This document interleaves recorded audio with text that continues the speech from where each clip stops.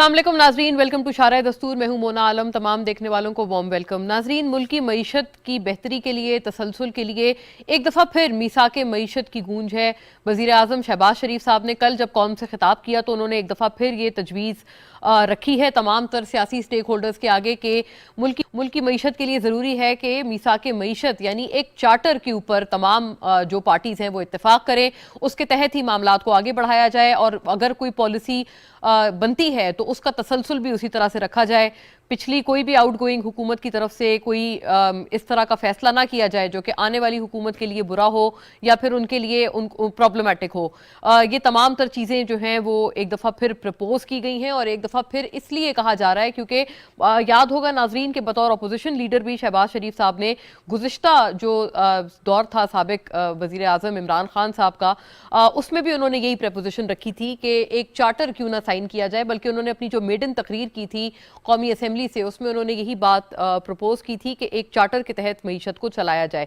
लेकिन ये कि वो बात उस तरह से आगे ना बढ़ पाई और बल्कि इनफैक्ट हमने ये देखा कि जो इस किस्म की बात या जो प्रपोजिशन थी उसको एक बड़ी क्रिटिकल आंख से तब की हुकूमत देखती थी, यानी साबिक हुकूमत देखती थी और वो समझते थे कि ये जो अंडरस्टैंडिंग है वो दरअसल एक रियायत मांगी जा रही है हुकूमत से अपोजिशन की तरफ से, हुकूमत से अपोजिशन फ्रॉम द अपोजिशन। तो नाजरीन, क्या इस दफ़ा ये इम्प्रेशन दूर कर पाएंगे या अपनी ये जो गलतफहमी है वो दूर हो पाएगी पीटीआई की, क्योंकि अब तो पीटीआई गवर्नमेंट में नहीं है और अब वो अपोजिशन में है, लेकिन फिर भी एक अच्छी तजवीज़ जिसको बाय एंड लार्ज हम देखते हैं कि तमाम सियासी जमातें भी वेलकम कर रही हैं और जो न्यूट्रल ओपिनियन मेकर्स हैं वो भी इस बात का खैर मकदम कर रहे हैं कि अगर इस तरह की कोई चीज़, बहुत सख्त सियासी इख्तलाफात जो इस वक्त मौजूद हैं तमाम तर सियासी जमातों के दरमियान, वो अगर अपनी जगह हैं, उनके होते हुए भी अगर ऐसी कोई तजवीज़ पर अमल हो जाता है तो यकीनन ये ज़रूरत वक्त है और यकीनन इससे मईशत को बहुत संभाला मिलेगा।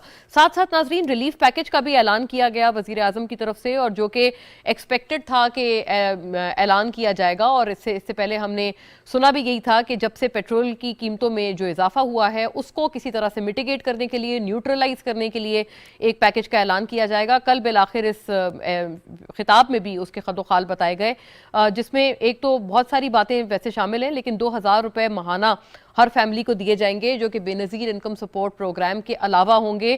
साथ साथ आटे का 10 किलो का जो थैला है, उन्होंने कहा है शहबाज शरीफ साहब ने कि यूटिलिटी स्टोर्स को ये कहा जाएगा और इंस्ट्रक्ट किया जाएगा कि वो 400 रुपये पर मौजूद हो और यूटिलिटी स्टोर्स इस बात को यकीनी बनाएं।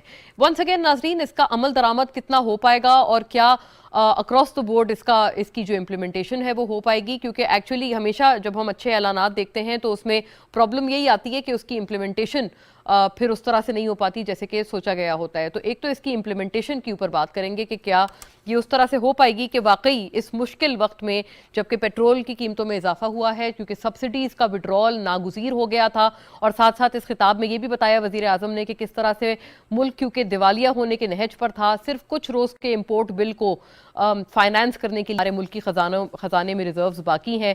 तो लिहाजा इस सूरत में बहुत ज़रूरी है कि IMF का अपना जो प्रोग्राम है वो हमारे साथ रिज्यूम करे और इस रिजम्पशन के लिए पेट्रोलियम मसनूआत की कीमतों में इजाफा, सब्सिडी का विड्रॉल सबसे बड़ी शर्त थी जो कि IMF ने आयद कर रखी थी। इसको बहुत हद तक हमने देखा कि हुकूमत ने टालने की कोशिश की, जो नई हुकूमत जैसे ही आई, लेकिन अब इसको जब नागुज़ीर समझा गया तो इसको इजाफे को करा जाना पड़ा। लेकिन उसको मिटिगेट किस तरह से किया जाए, इसके ऊपर एक तो ये पैकेज के खदोखाल पर भी बात रहेगी, लेकिन जाहिर है इसके आगे और इसके अलावा क्या हो सकता है इसके ऊपर भी बात करेंगे। मीसाके मईशत ईजियर सेड दैन डन, इसलिए इसके ऊपर बात करना ज़रूरी है कि जिस तरह की तलखियाँ इस वक्त मौजूद हैं, क्या वाकई तमाम सियासी जमातें उस सैनिटी का मुजाहरा करेंगी और उस विजडम का मुजाहरा करेंगी कि अपने तमाम जितने इख्तिलाफात हैं उनके होते हुए भी, उनको आगे ले जाते हुए भी कम से कम मईशत के मामलों पर, कुछ चीज़ों पर, चीज़ा चीज़ों पर इत्तेफाक राय हो जाए। इस उमूर पे एक तो बात करेंगे। दूसरा नाजरीन, सियासी एतबार से भी जो दर्जा हरारत है उसका कूल डाउन होना टू एन एक्सटेंट बड़ा ज़रूरी है अगर मीसाके मईशत को हमने वाक़ईतन हमने उसके ऊपर आगे बढ़ना है। और ये चीज़ कितनी हो पाएगी ये भी इस वक्त बहुत एक ज़रूरी सवाल है। खान साहब साबिक वज़ीर आज़म उन्होंने भी आज अपनी कोर कमेटी का इजलास बुलाया पेशावर में, और पेशावर ही चूंकि खान साहब हैं, जब से वो इस्लामाबाद गए हैं 25 तारीख को जब वो इस्लामाबाद से लौटे हैं, तो उसके बाद वो पेशावर में ही हैं और आज उन्होंने वहां अपनी कोर कमेटी को बुलाया। एक दफ़ा फिर उन्होंने कहा है कि 6 रोज़ बाद वो आएंगे अगर इलेक्शंस की तारीख का अनाउंस नहीं किया जाता है। और साथ साथ ये भी बात उन्होंने की कि इलेक्शंस की तारीख के अलावा भी उन्होंने कहा कि जो तरामीम हुई हैं कौमी असम्बली से, उनको उन्होंने कहा है कि वो चैलेंज करेंगे, कोर्ट में जाएंगे इन तमाम तरामीम के खिलाफ। एक और सवाल ये भी करना बनता है कि क्या खान साहब का वो जो फैसला था कि पूरी की पूरी जमात कौमी असम्बली से इस्तीफे दें, क्या अब भी खान साहब या पीटीआई के समझते हैं कि वो फैसले दुरुस्त थे? क्योंकि अगर ऑब्वियसली खान साहब अगर होते इस वक्त असम्बली में तो यकीनन उनकी कुछ ना कुछ से होती, वो बहुत एक बड़े नंबर में थे उनकी जमात, तो क्या वो ऑब्वियसली इन तमाम फैसलों के ऊपर कुछ ना कुछ तो अपना इम्पैक्ट, कुछ ना कुछ अपना असर रख पाते। लेकिन वो जो उनका इस्तीफे देने का फैसला था, इन रेट्रोस्पेक्ट क्या अभी भी उसको ठीक समझा जा रहा है पीटीआई की तरफ से? इसके ऊपर भी बात करेंगे। इदारों के हवाले से भी खान साहब ने आज दोबारा बात की और उन्होंने कहा कि हमने अकेले ने ठेका नहीं ले रखा है, इदारों को भी सामने आकर अपना किरदार अदा करना होगा मुल्क बचाने के लिए। अब नाजरीन, ये जो इशारे हैं ये ऑब्वियसली वो जिन इदारों की तरफ कर रहे हैं, इसके ऊपर भी एक तो बात करेंगे। एक दफ़ा फिर उन्होंने इदारों के हवाले से बात की है और दूसरी बात एक ये भी करेंगे क्योंकि जो ये पर्टिकुलर लॉन्ग मार्च था पीटीआई का, क्योंकि खान साहब अब वापस लौट चुके हैं पेशावर, क्या वाकई 6 रोज़ बाद मजीद अब जो उन्होंने 6 रोज़ का टाइम दे दिया है उसके बाद खान साहब लौटेंगे या नहीं, इसके ऊपर भी बात करेंगे। और गवर्नमेंट ने तो कहा है कि उनको लौटने नहीं दिया जाएगा। खान साहब ने ये भी कहा है कि वो सुप्रीम कोर्ट को भी रुजू करेंगे इन तमाम तर मामलात पे। तो क्या खान साहब वाकई इरादतन लौटेंगे भी? क्योंकि 6 रोज़ का टाइम उन्होंने 25 मई को दिया था और अब उस बात को भी ज़ाहिर है 3-4 रोज़ गुजर चुके हैं, अब उन्होंने मजीद 6 रोज़ का टाइम दिया है। इसके ऊपर भी बात रहेगी नाजरीन। और दूसरा ऑब्वियसली एक और बात जो साथ साथ ही टेबल करेंगे वो ये है कि एक तो इन इलेक्शंस के इस्लाहात का जो मामला है उसके ऊपर कितना हुकूमत जो है वो इंश्योर कर पाएंगे कि बतौर एक इम्पॉर्टेंट स्टेक होल्डर वो पीटीआई को ऑन बोर्ड रखें, वो भी तब जब वो असेंबली का हिस्सा नहीं है। तमाम उमूर पे बात करने के लिए मेरे साथ जो पैनल है मैं फौरी उनका तारुफ आपसे कराऊं और फिर बात को आगे बढ़ाएं। शर्मिला फारूकी साहिबा ने नाजरीन मुझे ज्वाइन किया है, पाकिस्तान पीपल्स पार्टी की स्टॉलवर्ट हैं, बजरिया स्काइप हमारे साथ मौजूद हैं, तमाम बातों पे हम अपनी जमात का मौक़िफ़ हमारे साथ रखेंगी। वेलकम ऑन बोर्ड शर्मिला साहिबा। लाल चंद माली नाजरीन मुझे ज्वाइन कर रहे हैं, मैं पाकिस्तान तहरीक इंसाफ से, मेंबर कौमी असम्बली, साबिक पार्लिमानी आप सेक्रेटरी भी हैं और वैसे तो इस्तीफ़े दिए हैं बाय एंड लार्ज पीटीआई ने, लेकिन जानेंगे हम लाल चंद साहब से कि इस वक्त क्या स्टेटस है और वो क्या समझते हैं कि ये फैसले कितने ठीक थे या कितने नहीं थे। एक और बात का जो इजाफा इसमें ये है वो पर्टिकुलर इस हवाले से है कि जो लॉन्ग मार्च था उस हवाले से जो इत्तलात हैं वो ये हैं कि खान साहब ने कुछ लिस्टें तश्कील दी हैं और उसका मकसद ये है कि जो लोग उनके जो लीडरान हैं जिन्होंने अपनी अपनी इलाकों से रैलीज नहीं निकाली उनके उसमें नाम हैं। और ऐसे काफ़ी सारे नाम हमने वाकई देखे जो उस रोज़, उस ख़ास रोज़ पर हमें एब्सेंट नज़र आए। क्या लॉ इन्फोर्समेंट एजेंसीज के हवाले से उनको डर व खौफ था या क्या दूसरी वजह थी, इसके ऊपर भी बात करेंगे और ये इत्तलात जो हैं वो कितनी दुरुस्त हैं ये भी जानने की कोशिश करेंगे। मुझे नाजरीन डॉक्टर निसार चीमा साहब भी ज्वाइन कर रहे हैं और हमारे साथ ऑनलाइन है पूरी गुफ्तगू में, PMLN की नुमाइंदगी हमारे साथ कर रहे हैं और हमारे साथ जो गवर्नमेंट का पर्सपेक्टिव है इन तमाम उमूर पे रखेंगे। सेनेटर राना मकबूल साहब भी मुझे ज्वाइन करेंगे 8:30 बजे, उन्होंने हमें कमिट किया है कि बजरिया स्काइप हमारे साथ होंगे, तो देन ऑनवर्ड्स हम सेनेटर साहब से उनकी जमात का मौक़िफ़ लेंगे। For now welcome on board doctor Nisar Cheema, आपके वक्त का बहुत शुक्रिया। बात का आगाज़ अगर शर्मिला फारूकी साहिबा मैं आपसे कर पाऊँ, ज़ाहिर है you as a member of the coalition government, आप मखलूत हुकूमत के साथ हैं, उनके इत्तेहादी हैं, आप इन तमाम तर मामलात को कैसे देखते हैं? और पीपल्स पार्टी, क्योंकि हमने एक टाइम पर देखा था जरदारी साहब ने नॉट टू लॉन्ग अगो अपने खिताब में उन्होंने कहा था कि तेल की कीमतें इस मुश्किल हालात में वो बढ़ने के हामी नहीं है। अब जब इसको करना पड़ गया है, हुकूमत इसको नागुज़ीर कह रहे हैं, आपके नज़र में ये फैसला कैसा है और ये रिलीफ पैकेज क्या वाकईतन अवाम की मुश्किलात कम करने में मदद दे पाएगा? जी बहुत शुक्रिया मोन। देखिए, इमरान खान ने अपने पार्लियामेंट से रुखसती से कबल कुछ unfunded, how should I put it, के अनफाइनेंस फैसले लिए और चूंकि उनको मालूम था कि वो जाने वाले हैं, उन्होंने जो उस वक्त सब्सिडी दी और जो रिलीफ दिए आवाम को, वो फाइनेंस या ECC से अप्रूव नहीं था और इससे मुल्क को बहुत नुकसान पहुंचा। IMF की जो थी जो उनके साथ मुज़ाकरात हुए वो स्टॉल हो गया, और उसके साथ मुख्तलिफ डेवलपमेंट से के पैसे काटने पड़े। अब हुआ ये है कि क्योंकि हमने रिज्यूम करी है IMF से दोबारा बातचीत, जाहिर बात है कि इस वक्त हम IMF के पास हैं और हमें उनसे मुज़ाकरात करके मुल्क को आगे लेके चलना, तो हमें ये सब्सिडी एक अनपॉपुलर फैसला ये करना पड़ा। जहाँ तक पीपल्स पार्टी का ताल्लुक है, पीपल्स पार्टी ने ये मुतालबा किया है और ये हमारी ख्वाहिश भी है कि IMF से नेगोशिएट किया जाए, जो भी इनके साथ आगे मामला तय हों लोन के हवाले से और के हवाले से, देश बेसिस और उन बेसिस पे जहाँ पर अवाम के ऊपर इतना बोझ ना आए। जाहिर बात है कि ये जो पेट्रोल की कीमतों के अंदर इजाफा हुआ, इससे अवाम के ऊपर बोझ वक्ती तौर पे, and it is going to be difficult for all of us. बिलखुसूस जो एक तबका है जो नौकरी का है, या जो टीचर है, या जो किसान है, या जो कीमतें आप बढ़ा देते हैं तो ओवरऑल एक महंगाई का एक जो इंक्रीमेंट है सब जगह आ। इस वक्त वज़ीर-ए-आज़म साहब ने कोशिश ये की है कि जो पुअर जो लोग हैं, जो बिल्कुल ही गरीब तबका है के अंदर, जो बहुत एक अच्छी तबका है, उनको कहीं ना कहीं एक कुशन दिया जाए, इससे उनकी तमाम तकलीफ का कुछ अरसे के लिए थोड़ा सा एक कुशन मिल जाएगा, एक रिलीफ से मिल जाएगा। अल्लाह करे ऐसा ही हो। लेकिन अगेन जिस तरह मैंने पहले कहा कि हमारी ख्वाहिश ये है और तरफ तालबा भी ये है वज़ीर-ए-आज़म साहब को कि IMF दोबारा से भी नेगोशिएट करके एक ऐसे जामे तरीके से आगे लेके हम मुल्क का कर्जा भी वापस कर सकें और इकोनॉमिक स्टेबिलिटी और महंगाई का जो तूफान है उसको किसी तरीके से हम थामने की कोशिश। बड़ा मुश्किल फैसला है और इसके अंदर हम इस हुकूमत का साथ भी देंगे। Of course we are part of this government, हम काबीना का हिस्सा हैं और हम हुकूमत का साथ देंगे। और हमारी ख्वाहिश यू डू ऑल्सो रियलाइज के अगर इसका तमाम तर जो हम कहेंगे कि पिछली हुकूमत का असल में उनका कसूर था और ये तमाम तर मामलात, तो वो तो ऑब्वियसली आप उनके ऊपर भी ये तनकीद करते थे कि वो क्योंकि अपने प्रीडिसेसर्स पर इल्जाम लगाते थे बुरी मईशत का और कहते थे हमने बहुत बुरी मईशत इनहेरिट की, आप उस वक्त उसके ऊपर तनकीद करते थे, तो जाहिर है वो भी ये कहेंगे कि अब जो भी है whatever and however things are, आप उनको आगे लेकर चलें without much of criticism against them.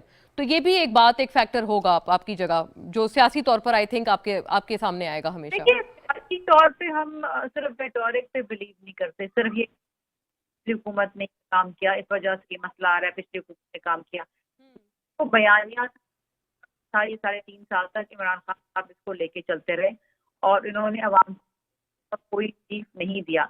लेकिन जिस तरह मैंने पहले कहा ना कि तकरीबन तो इन्होंने सब्सिडीज दी थी, ये मैं आपको बताती हूँ कि जो 3 सब्सिडीज दी गई थी, they were never approved by the finance division or the ECC।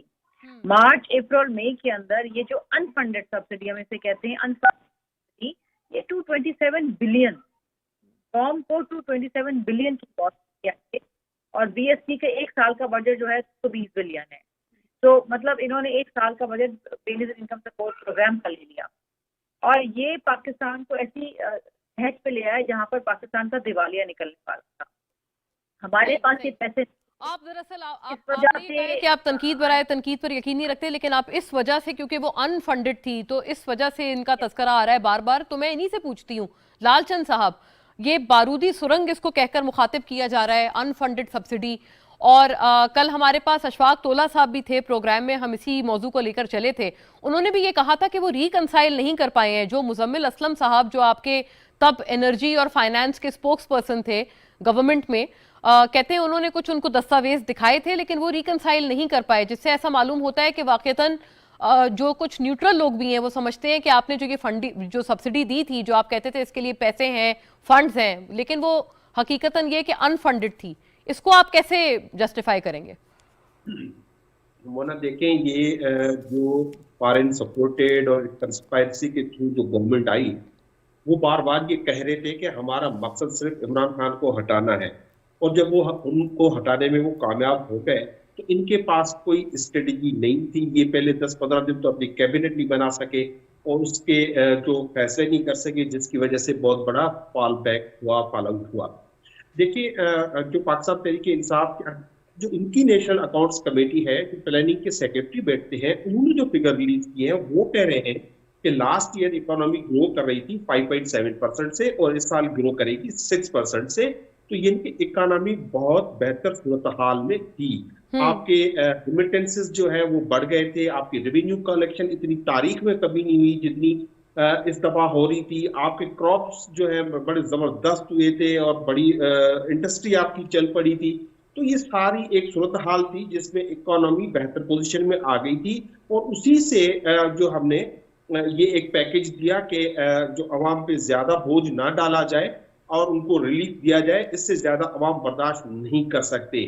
आप मिफ्ताह इस्माइल साहब हैं, अगर उनकी आप प्रेस कॉन्फ्रेंसेस सुन लें तो वो ये कहते हुए पाए जाते हैं कि अवाम पे 1 रुपया भी ज्यादा पेट्रोल और डीजल की प्राइसेस नहीं बढ़ने चाहिए, उससे महंगाई बढ़ती है। लेकिन जब वो खुद आए हैं तो उनके पास कोई प्लान नहीं था। उन्होंने आती सबसे पहले ये काम किया है कि उन्होंने 30 रुपए सब्सिडी खत्म कर दी है पेट्रोल से। लेकिन मैं आपको ये बताऊं कि ये जो अभी उन्होंने 30 रुपए जो खत्म की है, ये बेसिकली जो डॉलर एप्रिशिएट हुआ है, डॉलर की प्राइस बढ़ी है, ये तो सिर्फ उसको अकोमोडेट करता है, लेकिन ओरिजिनल प्राइस तो अभी उसको इन्होंने नहीं छेड़ा है। जी, वाकईतन ये बात दुरुस्त है कि अभी तमाम तर सब्सिडी को वापस नहीं लिया गया है और वो अगर लेंगे तो आपको पता है कि बेपनाह ज़ाहिर है महंगाई उससे तो हो जाएगी। लेकिन आपने अनफंडेड सब्सिडी का ऐलान क्यों किया फिर लालचंद साहब? मोना कोई अनफंडेड नहीं थे, वो फंडेड थी। और हमने रशिया से भी जो है हमारे मिनिस्टर की बातचीत हो गई थी, हमारा विजिट हुआ था कि वो आप देखें ना, जिस दिन इन्होंने कल ही या परसों ही हिंदुस्तान ने पाकिस्तानी 25 रुपए पेट्रोल डीजल सस्ता किया है क्योंकि उनको रूस से सस्ता मिल रहा है। लेकिन ये हमारी हुकूमत रूस से नहीं ले सकती क्योंकि अमेरिका नाराज होगा और ये अमेरिका को नाराज नहीं कर सकते और ये उस पर बहुत ज्यादा डिपेंडेंट है। तो इनकी पॉलिसी भी गुलामाना है, ये हुकूमत भी गुलामाना है, तो ये आजादाना फैसले नहीं कर सकते। तो पाकिस्तान तहरीक इंसाफ ने आजादाना फैसले किए, आवाम को साथ लेके चले। लेकिन अभी आपको मिली तो नहीं थी लालचंद साहब आपसे रूस, आपने उनको लेटर लिखा था जो हमाद अजहर साहब ने ट्वीट किया है, लेकिन उनका जवाब में ये तो नहीं आया था कि उन्होंने कहा हो कि हम आपको तेल के लिए राजी हो गए। उनको जो भी आपका उनसे एक बातचीत चल रही थी, वो राजी थे। उनको राजी क्या होना था, उनको वो इंडिया को दे रहे थे, वो हमको भी दे देते, हम ले लेते, क्योंकि हमारे ताल्लुकात तो उनसे बेहतर हो गए थे। हम अमेरिकी प्रेशर में नहीं आए जो चाह रहे थे कि आप रशिया ना जाएं। हमारे प्राइम मिनिस्टर पे प्रेशर था, लेकिन उन्होंने ऑप्ट किया कि नहीं हम जाएंगे क्योंकि हमारी इकोनॉमी के लिए बेहतर है। हमारे लिए बेहतर नहीं है कि किसी एक कैंप में आप जाके बैठ जाएं, वहां से आपको वो जो है डू मोर कहते रहें और आप वो जो करते रहें, लेकिन आपको उससे कोई बेनिफिट ना हो। आप वॉर ऑन टेरर पे देखिए, आपको वॉर ऑन टेरर में जो उन्होंने कमिट किया था वो पैसे भी उन्होंने नहीं दिए और ये हुकूमत उनकी कैंप में जाके बैठ गई है और उनके थ्रू आके हुकूमत जो है पाकिस्तान के अवाम पे रूल करना चाहती है। ये इम्पोर्टेंट हुकूमत, ये जो वैसे ये मामला है जाहिर है क्योंकि बिलावल साहब ने हिमायत की है रूस के उस दौरे की जो कि खान साहब ने बतौर वजीर आजम किया था। तो मैं शर्मिला से ये पूछूंगी कि क्या ऐसी कोई चीज अगर उस वक्त हो नहीं पाई थी, लेकिन एक अजम्पशन, पॉजिटिव अजम्पशन है पीटीआई की और लालचंद साहब भी उसकी दूसराहट कर रहे हैं कि अगर भारत को दी थी उन्होंने ये तमाम तर डील तो वो पाकिस्तान को भी दे देते, तो क्या अब ऐसी कोई चीज हो सकती है? लेकिन मुझे ब्रेक का कहा जा रहा है, मैं कोई डॉक्टर निसार चीमा से अगर एक पॉइंटर मांग सकूं तो डॉक्टर निसार चीमा ये बताइएगा क्विकली, फिर मैं ब्रेक की तरफ बढ़ूं, मैं आपका फिर तफसीली मौक़िफ़ तब मांगूंगी। लेकिन आपका क्या ख्याल है, ये जो फैसला है सियासी तौर पर जाहिर है इसकी एक कीमत है, जिस वजह से आपकी हुकूमत इनिशियली इस फैसले को अवॉइड कर रहे थे, पेट्रोलियम मसनूआत की कीमतों को बढ़ाने के फैसले को, लेकिन ये जो रिलीफ पैकेज है वाकईतन आप क्या समझते हैं कि कुछ अवाम को बेहतर रिलीफ दे पाएगा, वो भी तब जब आपने काफी एक मुश्किल फैसला ले लिया है और यकदम उसका 30 रुपए का इजाफा उसकी वजह से हुआ है पेट्रोलियम मसनूआत की कीमतों में? मोना, इसकी तरफ आने से पहले मुझे इजाजत दें कि आज देखें यौम तकबीर है और आज का दिन वो बड़ा तारीखी दिन है, एक तारीख साज फैसला हुआ। आजकल चूंकि अमरीकी दबाव, अमरीकी धमकियों की बात बड़े तवातुर तसलसल के साथ इमरान खान सब कर रहे हैं, इस चीज की रेलेवेंस और ज्यादा बढ़ जाती है कि उस वक्त जब 11 मई 1998 को हिंदुस्तान ने 5 एटमी धमाके किए तो उसके बाद अमेरिकन प्रेसिडेंट ने किसी तीसरे चौथे पांचवें दर्जे के अमेरिकी एहलकार ने, जिस तरह ये डोनाल्ड लू का नाम लेते हैं, उस तरह के किसी आम एहलकार ने नहीं, खुद प्रेसिडेंट क्लिंटन ने 5 दफा प्रेसिडेंट क्लिंटन ने प्राइम मिनिस्टर नवाज शरीफ को 5 दफा फोन करके धमकियां भी दी और अरबों डॉलर के लालच भी दिए। लेकिन उस वक्त नवाज शरीफ ने वही फैसला किया जो एक गैरतमंद और मुहब्बे वतन पाकिस्तानी को करना चाहिए था। उन्होंने गयूर पाकिस्तानी के तौर पे 5 हिंदुस्तानी एटमी धमाकों के जवाब में 6 एटमी धमाके करके पाकिस्तान के दिफा को नाकाबिले तस्खीर बनाया। और आपको ये भी बताया कि 11 मई और 28 मई के दरमियान ये जो 17 दिन का अरसा था, इस दौरान उस दौर की जो भारतीय क़यादत थी बशमूल एल के अडवाणी, जो पाकिस्तान के बारे में जो जुबान इस्तेमाल कर रहे थे, जो धमकियां दे रहे थे, वो भी आपको याद होगा। और उनके मजमून मकासद, उनके अज़ाइम भी पूरी कौम के सामने थे। खुदा न खास्ता हमारा दिफा नाकाबिल तस्खीर ना होता, खुदा न खास्ता मियां नवाज शरीफ अमेरिकन प्रेशर के सामने सरेंडर कर जाते, तो आज हमारा क्या हाल होता? आज हमारा वही हाल होता जो हिंदुस्तान में बसने वाले मुसलमानों का है या कश्मीरी मुसलमानों का है। तो वाकई ये है कि ये इस लिहाज से मियां नवाज शरीफ ने एक तारीख साज फैसला करके पाकिस्तान के, और ये खासा दिलचस्प है। एक तो आपका बहुत शुक्रिया निसार चीमा साहब कि आपने ये जरूरी तस्करा किया, क्योंकि आज पाकिस्तान के लिए बहैसियत कौम एक बहुत बड़ा दिन है, फख्र से बुलंद किया। और जाहिर है आपने फिर इंटरेस्टिंगली बैरूनी साजिश के तमाम जो बयानियां हैं जो कि खान साहब लेकर चल रहे हैं, आपने उससे इसके ताने बाने जोड़े। लेकिन नाज़रीन, मुझे एक ब्रेक का कहा जा रहा है, फौरी तौर पर ब्रेक की तरफ बढ़ते हैं, फिर वापस आके यहीं से रिज्यूम करेंगे बात को। Stay with us.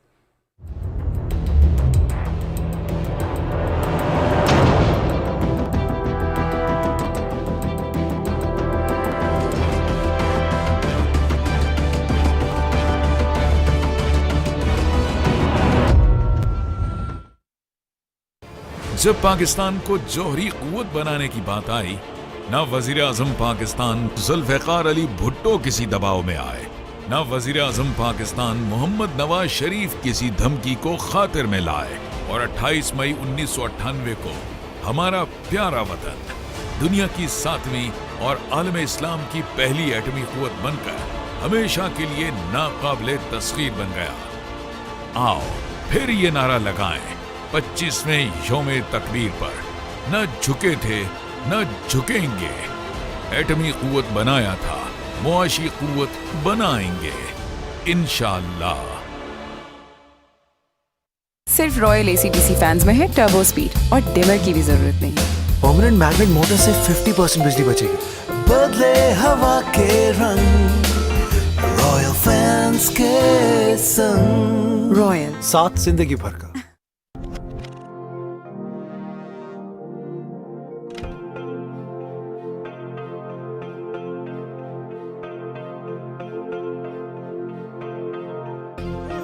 आज हमने 5 कामयाब एटमी तजुर्बात किए हैं।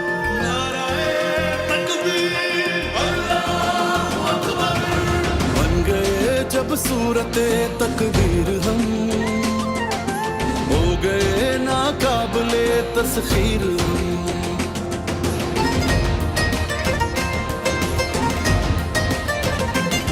धरती की चाहत से यूं सरशार थे, सके न झुक सके खुददार थे।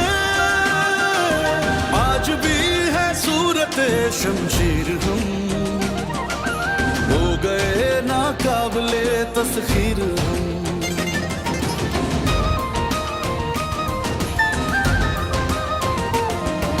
मईशत को करेंगे अब हम रवां, खिल उठेंगी 400 खुशहालियां।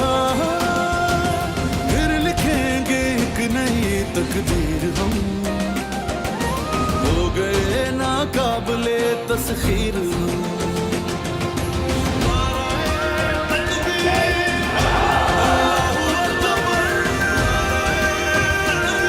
न झुके थे न झुकेंगे। एटमी कुव्वत बनाया था, मुआशी कुव्वत बनाएंगे। कौम बनेगी, अजीम कौम बनेगी, और हम खड़े होंगे अपने पांव पे इंशाअल्लाह।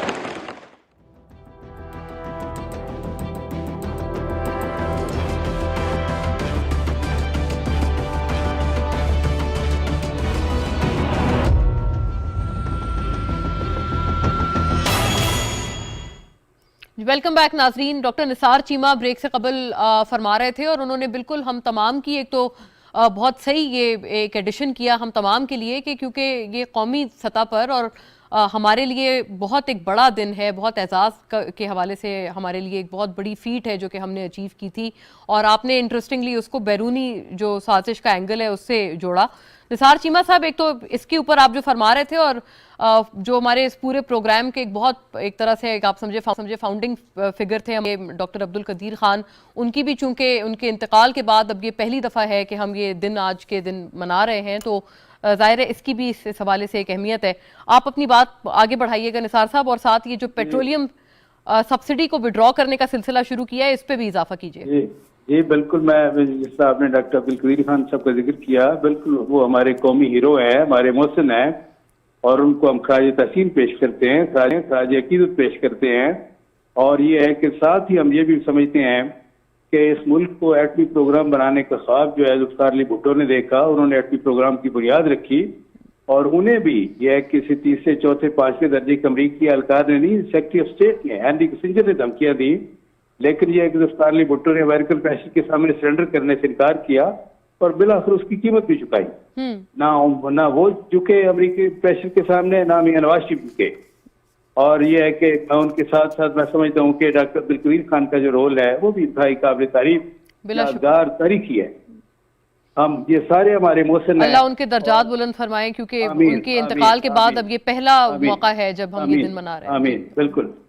देखिए, एक और इस हवाले से ये भी मैं जिक्र करता चलूँ कि हमारे मुल्क की तारीख में सबसे ज्यादा जो अमरीकी प्रेशर के सामने जिन्होंने सरेंडर किया वो जनरल परवेज मुशर्रफ थे, जिन्होंने 2001 में 9/11 के बाद अमेरिका के दबाव में आकर उनको अड्डे भी दिए, हवाई अड्डे भी, जहाँ से उड़ के अमरीकियों ने हमारे अफगान भाइयों के ऊपर 57,000 हमले किए। 57,000, ये पेंटागन की रिपोर्ट है। राइट। उन्होंने मुझे ये इजाजत दे कहने की कि जनरल मुशर्रफ ने अमरीकियों के साथ इंटेलिजेंस शेयरिंग भी की, अमेरिका के साथ हर किस्म का ताउन किया अफगान भाइयों के खिलाफ। ये हमारे मुल्क की तारीख में सबसे ज्यादा सरेंडर जनरल परवेज मुशर्रफ ने किया, बल्कि अमली तौर पर गुलामी इख्तियार की अमेरिका की। लेकिन अमेरिका की गुलामी इख्तियार करने वाले जनरल परवेज मुशर्रफ के साथी रहे जनाब इमरान खान साहब और उनके इस फैसले की तायद और वकालत करते रहे। बल्कि 2001 के बाद जब ये फैसले हुए अमरीकी को अड्डे शड्डे देने के और सारे ये फैसले उनके सपोर्ट करने के, उनकी हिमायत करने के, तो उसके बाद 1 साल के बाद जब जल्दी रेफरेंडम जनरल परवेज मुशर्रफ ने किया तो उसमें भी जनाब इमरान खान साहब जो है वो जनरल परवेज मुशर्रफ के साथी और वकील बने, रेफरेंडम में भी उनकी हिमायत करते रहे। लेकिन निसार चीमा साहब, वो तो आपको पता है जनरल मुशर्रफ के साथ तो फिर बाद में काफी इख्तिलाफ बढ़ गया था खान साहब का, बल्कि वो तो गिरफ्तार भी उन्होंने करवाया था उनको, इस तरह की चीजें भी हुई हैं। इख्तिलाफ तो इसलिए हुआ कि उन्होंने प्राइम मिनिस्टर भी बनाया, तो सबको अपना अमेरिकियों को अड्डे देने उनके सामने सरेंडर करने पे इख्तिलाफ नहीं हुआ। तो अमेरिकियों ने अड्डे मांगे नहीं, उन्होंने एब्सोल्युटली नॉट कह के कौम को बेवकूफ बनाने की कोशिश की। जिन्होंने अमरीकियों को अड्डे दे दिए उनके साथी बने रहे, उनके वकील बने रहे, उनके हमायती बने रहे, आपको याद है। अच्छा, खैर ये तारीख का ये देखे एक सबक है, मैं समझता हूँ तारीख की हकायक है, इनको कोई बता नहीं सकता। जहाँ तक आपने बात की, अब ये लेटेस्ट सिचुएशन जो है, जो हमें एक कड़वी गोली निकलना पड़ी, जो हमें ये सारा कुछ करना पड़ा, जो ये है कि ये पेट्रोल की मसरूफात की कीमतें बढ़ाना पड़ी। आपको पता है कि मियां शहबाज शरीफ भी चाहते थे, इतना हमारे कायद मियां नवाज शरीफ चाहते थे, इतना हम चाहते थे, लेकिन ये किन हालात में इन्होंने ऐसा ये है कि कौम के साथ जुल्म किया। जब पूरी दुनिया में पेट्रोलियम मसनूआत की कीमतें बढ़ थी, तो इन्होंने ये देखते हुए कि हमारे खिलाफ नो कॉन्फिडेंस मूव आ गई है और वो तो कामयाब होने जा रही है, तो इनको ये है कि एक जैसे बारूदी सुरंग बिछा के गए कि जाहिर है कि ये अब पेट्रोलियम मसनूआत की कीमतें जो हम कम किए, इनको बढ़ानी तो पड़ेगी। तो जो हमारी हो रही है, बुरा भला कहा जा रहा है, ये इसका टारगेट अब ये बने, नई हुकूमत, आने वाली हुकूमत बने। लेकिन लालचंद साहब, वो तो कह रहे हैं कि अगर हम लोग अभी होते तो अभी तो रूस से तेल आ गया होता, तो फिर तो हमारे लिए ये मसाइल वैसे ही खत्म हो जाने थे। कौम का तो उन्होंने तेल निकाल दिया है, सच्ची बात यह है, कौम की चीखें निकलवा दी है। यह है कि कौम के साथ और क्या करना चाहते थे। देखिए, आप देखिए जब इनको हुकूमत मिली है 2018 में, अशाए खुर्दनोश की कीमतें देखें, चीनी की कीमत जो चीनी की कीमत थी 3 गुना हो गई। काश्तकारों की हालत यह है कि यूरिया खाद मिलती रही थी, DAP खाद जो है वो भी 3 गुना तजावज कर दी। करके हमारे दौर में 2,500-3,000 हजार के दरमियान जो बैच थोड़ा मिलता ये था। जाहिर है मैं एक सेकंड राउंड भी लगा लूं दीगर के साथ, ताकि हमारे इसी वक्त में एक हम लोग अभी तक जो हमारे पास पॉइंट्स हैं हम उनको मजीद आगे ब्रेनस्टॉर्म कर पाएं। शर्मिला साहिबा, मैं आपकी तरफ अगर यही नुक्ता नजर ले जाऊं, बिलावल साहब ने हिमायत की खान साहब के दौरे रूस की, तो अब ये एक्सपेक्टेशन क्या रखी जाए कि ये जो रूस से तेल का जो भी मुआहदा, जो आप लोग कहते हैं कि कभी था ही नहीं और इसमें एज सच कोई वजन नहीं था, ये सिर्फ एक ख्वाहिश थी, वो भी पाकिस्तान की, लेकिन क्या इसको कुछ आगे बढ़ाया जा सकता है या नहीं? ये एक्सपेक्टेशन क्या रखी जाए कि ये जो रूस से तेल का जो भी मुआहदा वजन नहीं था, ये सिर्फ एक ख्वाहिश थी। ओके, शर्मिला साहिबा को आई थिंक मैंने रिकनेक्ट करना है, मेरी शायद ऑडियो आपको मौसूल नहीं हुई। लालचंद साहब, ये जो दूसरा एक एंगल है इसका, ये जो बैरूनी साजिश का मामला है, इसके ऊपर आपने एक तो सुना निसार चीमा साहब, और अक्सर हमने PMLN की तरफ से सुना है कि वो किस वजह से आपको लगता है, ऐसी कोई क्या चीज थी जिसकी वजह से बैरूनी साजिश बाकायदा तौर पर की गई? क्योंकि खान साहब का जो CNN को इंटरव्यू भी था उसमें भी उन्होंने सिर्फ डोनाल्ड लू तक की बात की, उसके आगे उन्होंने बाइडेन इंतजामिया या प्रेसिडेंट अमेरिका के उनके हवाले से उन्होंने कुछ नहीं कहा कि वो लोग साजिश में मुलविस पाए गए हैं।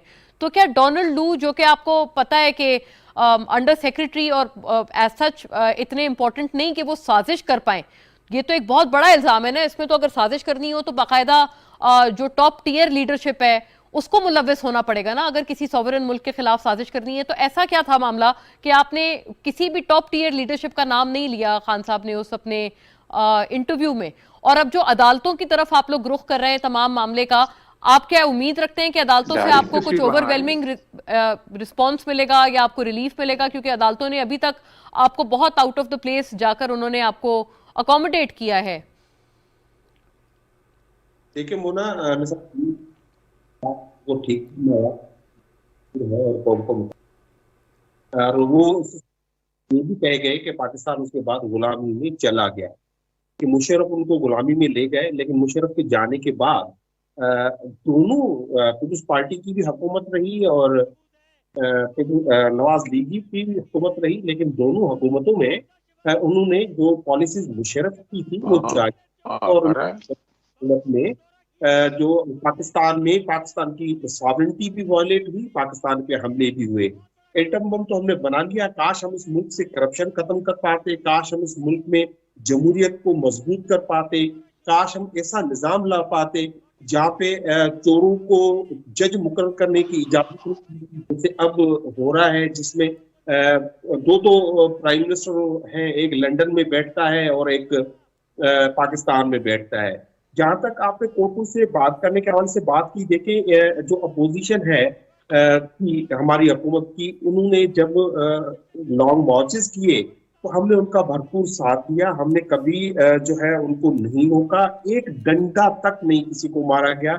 और आपने देखा पूरे पाकिस्तान में जो हमने लॉन्ग मार्च आज़ादी मार्च के नाम से शुरू किया, तो इन्होंने एक वायलेंस का जो है जो एक बहुत बड़ा मुंह खोल दिया, इन्होंने शेलिंग की, इन्होंने लोगों को पीटा, हजारों लोगों को गिरफ्तार कर लिया।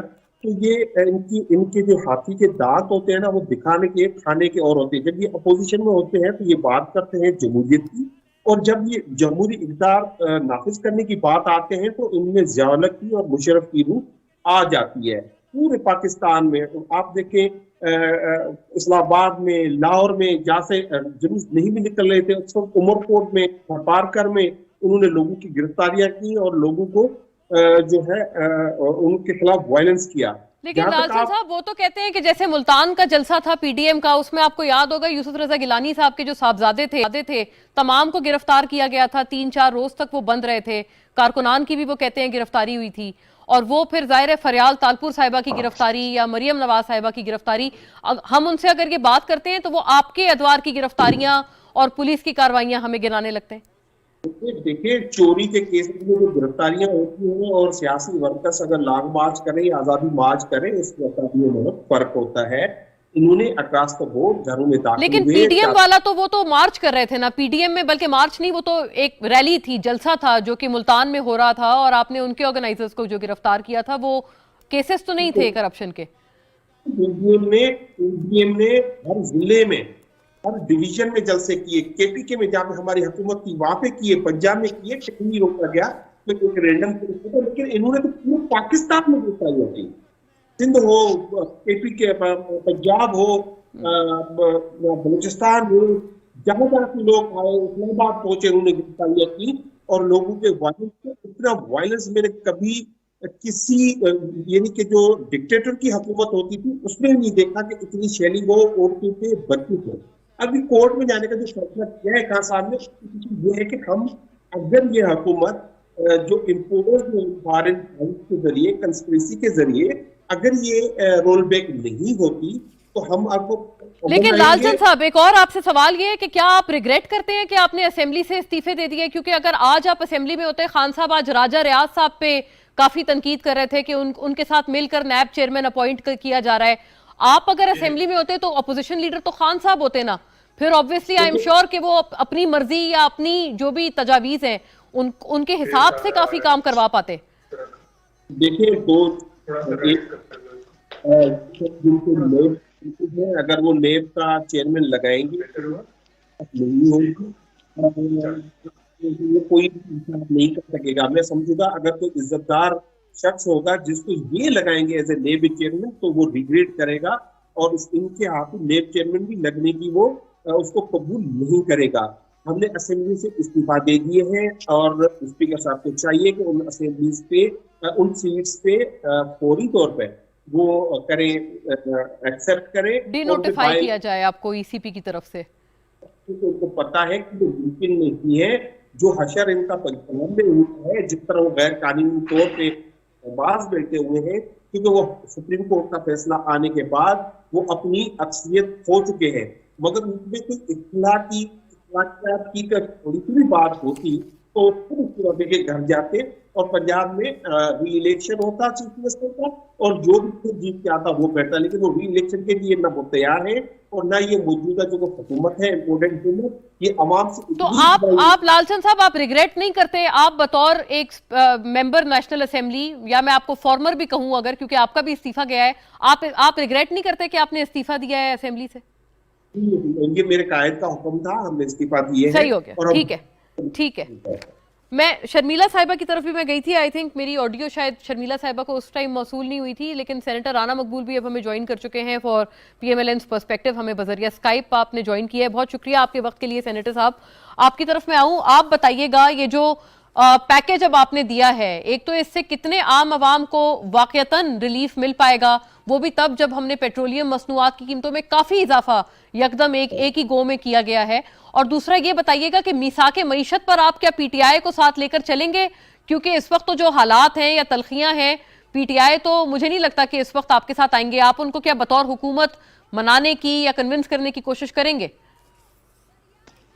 अस्सलाम वालेकुम जी मोना, बहुत मेहरबानी आपकी।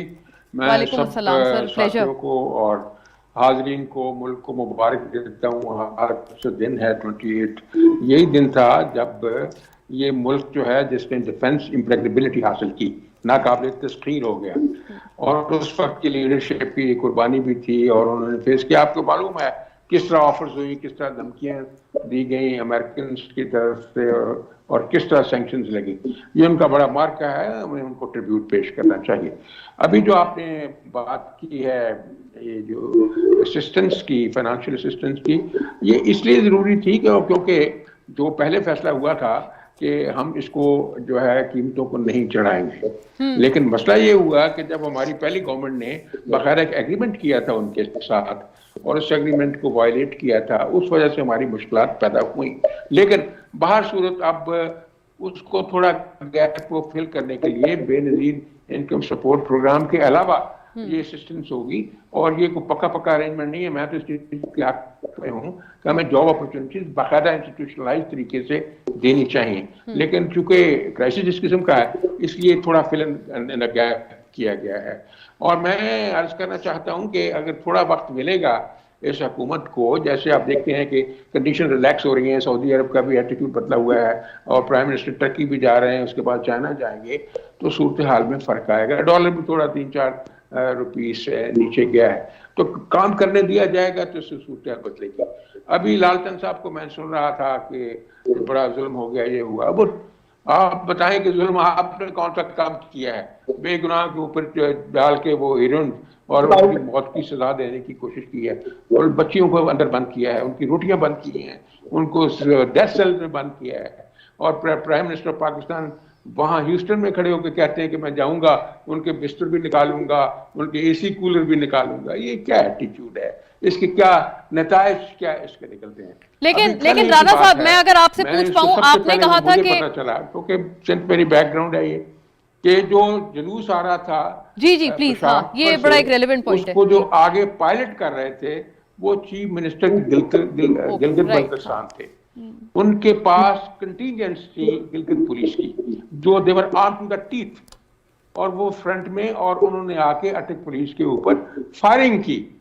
अब आप अंदाजा करें कि अटक पुलिस के ऊपर, सर आप एक सेकंड, ये एक बड़ी इंपॉर्टेंट बात आप कर रहे हैं, क्योंकि ये इस तरह की पीस ऑफ इंफॉर्मेशन हमारे पास नहीं है। आप कह रहे हैं कि प्रोटेस्टर्स ने पहले फायरिंग की, ये कह रहे हैं कि इससे कोई चीज धक्के के जोर से नहीं होनी।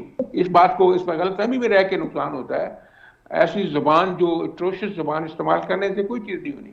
जी राणा साहब, सेनेटर साहब, आई होप कि मेरी आवाज आपको मिल रही है। ये आपने जो बात की है, ये क्या आपने कहा है? क्योंकि किसी की बेइज्जती करके ये मामला ठीक नहीं होना। सर सेनेटर साहब, आप अपने स्टेक होल्डर्स को आई थिंक मेरी आवाज उन तक नहीं, नेगोशिएशन नहीं होगी, पार्ले नहीं होगी, मसला जो है वो रिजॉल्व नहीं होगा। राइट। पूछा है अभी जो ये सेनेटर साहब, अलाउ मी, मैं मेरे पास वक्त क्योंकि इतना ही है। शर्मिला साहिबा का मैंने जरा मौकफ लेना है। शर्मिला साहिबा प्लीज इसके ऊपर जरा रिस्पॉन्ड करें। रूस से सस्ता तेल क्या आपकी हुकूमत ला पाएंगे अब? क्योंकि अभी आपने सुना लालचंद साहब तो बहुत पॉजिटिव हैं, और पूरी पीटीआई इतनी पॉजिटिव है कि वो तो समझ रहे हैं, मतलब उनके नजर में तो आप समझे कि ऑलमोस्ट हो गया था अग्रीमेंट रूस के साथ। अगर उनकी हुकूमत डिसमेंटल ना की जाती तो इस वक्त रूसी तेल पाकिस्तान में होता और हमें आईएमएफ के चुंगल से हम आजाद हो गए होते।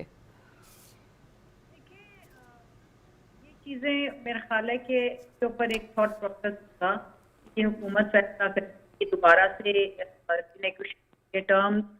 अब देखिए ना, रूस के हवाले से तो इतनी नेगेटिविटी है, और जिस तरीके से पिछले वजीर आजम वहाँ गए और उसके बाद जो है एक जिस तरीके से एग्रेशन उन्होंने यूक्रेन के हवाले से किया, उससे बहुत नेगेटिविटी पाकिस्तान के ऊपर आई है।